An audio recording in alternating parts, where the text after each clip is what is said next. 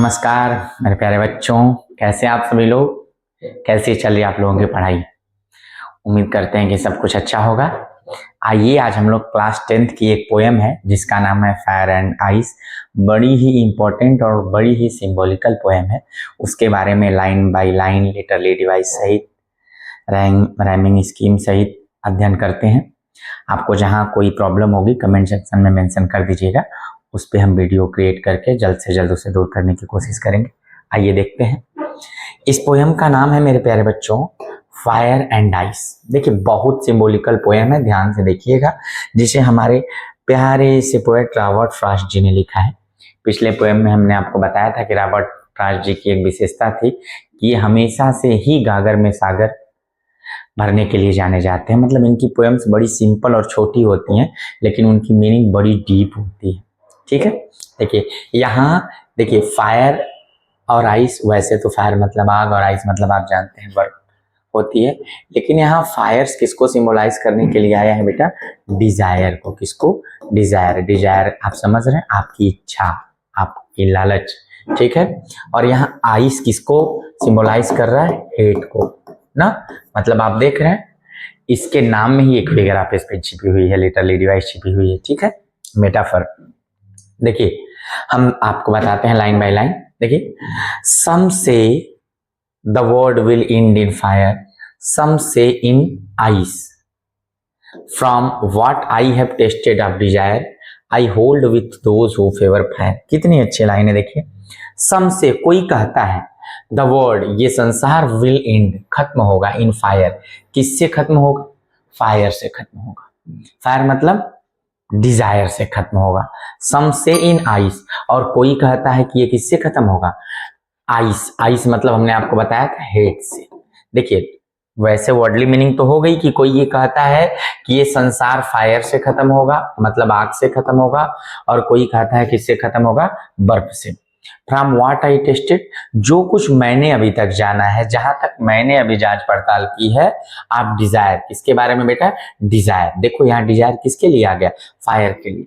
जहां तक मैं डिजायर को जानता हूं, आई होल्ड, मैं सहमत हूं, विथ दोज, उनसे, मैं उनके साथ खड़ा हूं, हु फेवर फायर, जो किसके साथ है? फायर के साथ है। देखो कितनी चालाकी से, पहले उन्होंने इसी चीज को फायर कहा, फिर डिजायर कहा, फिर क्या कह दिया? फायर। तो इनका ऐसा मानना है कि देखिए, ये संसार फायर और आइस दोनों से खत्म होगा। ठीक है, फायर मतलब डिजायर यानी लालच से। आने वाले समय में लोग इतने लालची हो जाएंगे एक दूसरे को लेके, एक दूसरे के वस्तुओं को लेके, सांसारिक वस्तुओं को लेके, कि आपस में कट मरने के लिए तैयार हो जाएंगे, और इस तरीके से संसार का क्या हो जाएगा? अंत हो जाएगा। ध्यान से देखिएगा, कोई कहता है कि यह संसार फायर से नष्ट होगा, कोई कहता है आइस से, लेकिन जहां तक मैंने जांचा पड़ताला है, परखा है डिजायर को, मैं उनके साथ खड़ा हूं, जो किसके साथ है? फायर के साथ। देखिए, ठीक, अगली लाइन में उन्होंने क्या कहा है?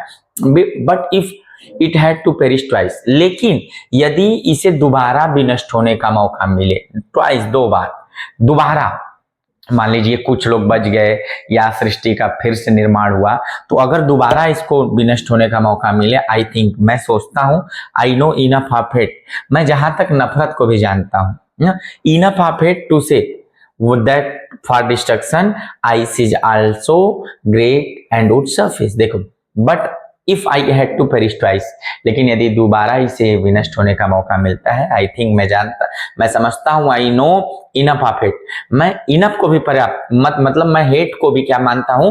पर्याप्त मानता हूं, टू से कहने के लिए, दैट फॉर डिस्ट्रक्शन, कि विनाश के लिए, मतलब इस सृष्टि के दोबारा विनाश के लिए, ice is also great, ice भी क्या है बेटा? ग्रेट मतलब बहुत बड़ा, एंड वुड सरफेस, और क्या है? पर्याप्त है। मतलब दोबारा भी अगर इस सृष्टि को विनष्ट होने का मौका मिले, तो आइस, आइस मतलब नफरत भी इसका विनाश करने के लिए क्या है? पर्याप्त है। अर्थात पहली बार तो मैं उनके साथ खड़ा हूं, जो किसके साथ खड़े हैं? डिजायर के साथ, लालच के साथ, कि ये संसार एक दिन लालच में एक दूसरे को क्या कर देगा? खो देगा। लेकिन अगर इसे दोबारा अगर विनष्ट होने का मौका मिले, तो मैं उन लोगों के साथ भी खड़ा हूं, जो किसके साथ खड़े हैं? हेट के साथ खड़े हैं, आइस के साथ खड़े हैं। देखो यहाँ सिंबॉलिकल मीनिंग है, हेट कोल्ड होता है, मतलब समझो, हेट, आइस से उन्होंने किसको कंपेयर किया है?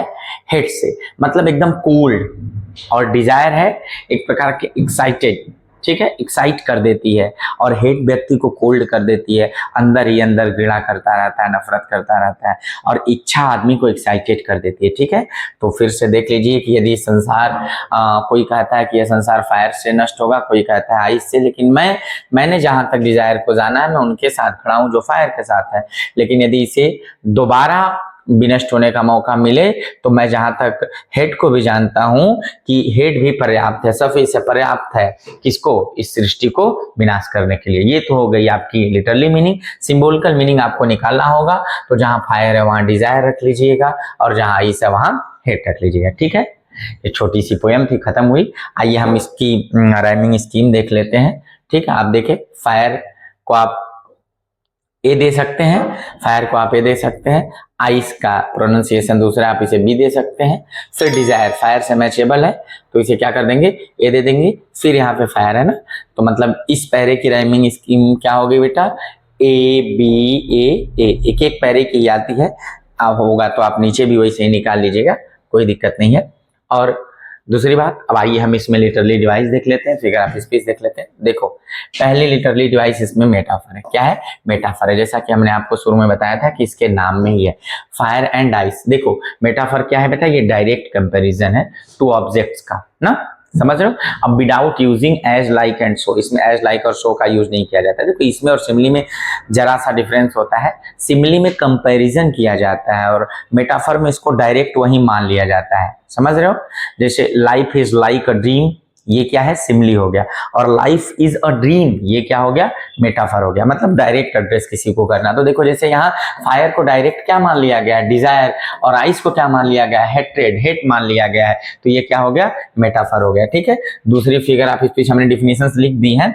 दूसरी फिगर ऑफ स्पीच आप देख लो बेटा, एनाफोरा है। एनाफोरा मतलब जब दो लाइंस सेम ही वर्ड से क्या हो, शुरू हो, जैसे देखो दो या दो से अधिक लाइन, जैसे देखो यहाँ सम से, यहाँ क्या हो गया, एनाफोरा हो गया। तीसरी क्या है, हम पीछे भी बता चुके हैं, इंजैम्पमेंट बहुत बार आ चुका है। देखो जैसे बिना कामा लगाए इस लाइन में आ गए हैं, फिर बिना कामा लगाए इस लाइन में आ गए, तो जब हम किसी साइन वगैरह का यूज किए बिना नेक्स्ट लाइन में चले जाते हैं तो इंजैम्पमेंट होता है। देखो यहाँ पे लगाए हैं लेकिन फिर नीचे नहीं लगाए हैं। और तीसरी क्या है बेटा, पर्सोनिफिकेशन, मानवीकरण ना, इसमें किसी लाइफलेस ऑब्जेक्ट को ऐसे दिखाया जाता है जैसे उसके पास क्या हो, लाइफ हो। तो जैसे देखो इन्होंने कहा है ना कि आइस क्या कर देगा, इस पृथ्वी को विनष्ट कर देगा, फायर भी क्या कर देगा, इस पृथ्वी को जला देगा।